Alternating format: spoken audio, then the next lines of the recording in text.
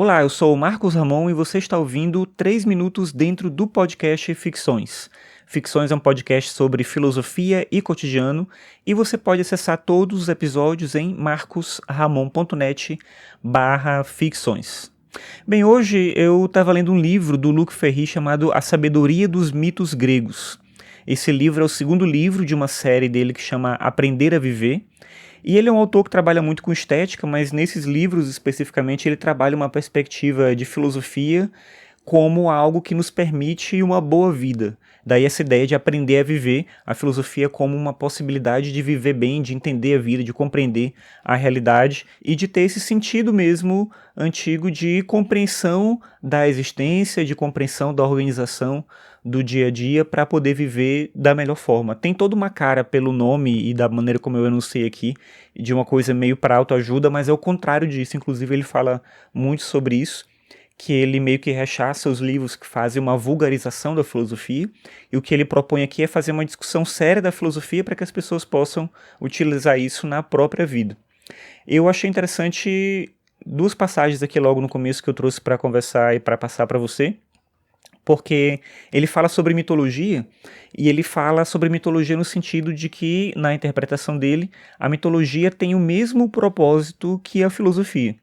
E isso é curioso, porque ele diz o seguinte, que na interpretação dele, claro, né, ele fala assim, abre aspas, enquanto tradição comum a toda uma civilização e religião politeísta, a mitologia não deixa de ser, principalmente e antes de mais nada, uma narração, uma tentativa grandiosa de responder de maneira laica à questão da vida boa, com lições vivas e carnais de sabedoria, sob a forma de literatura, de poesia e de epopeia, mais do que formuladas por argumentos abstratos. Fecha aspas.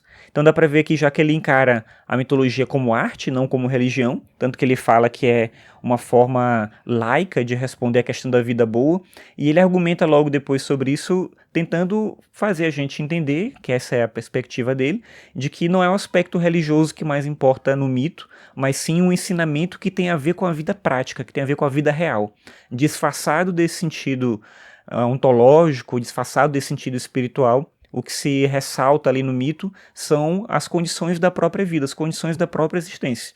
E isso se une com um conceito dele de filosofia que eu achei também bem curioso. Para ele, filosofia é, abre aspas, uma doutrina da salvação sem Deus, uma resposta à questão da vida boa, que não passa por um ser supremo nem pela fé, mas por um esforço próprio de pensamento e pela razão. Fecha aspas. Eu acho curioso isso porque a maior parte dos conceitos de filosofia não procura fazer um contraste com a religião. Não de maneira necessária, pelo menos. Mas ele faz questão de fazer isso porque ele entende que a filosofia tem o mesmo propósito que a maior parte das religiões, só que sem essa questão de Deus, ou da própria teologia, ou do sentido da doutrina que muitas vezes torna todo o processo de encontrar essa vida boa até mais difícil. Então ele vê a filosofia como uma forma de consolo, um consolo para que se alcance uma vida significativa, mas não um consolo sem reflexão, pelo contrário. E aí tanto o mito quanto a filosofia se encaixam nesse mesmo ponto, por mais estranha que pareça essa associação.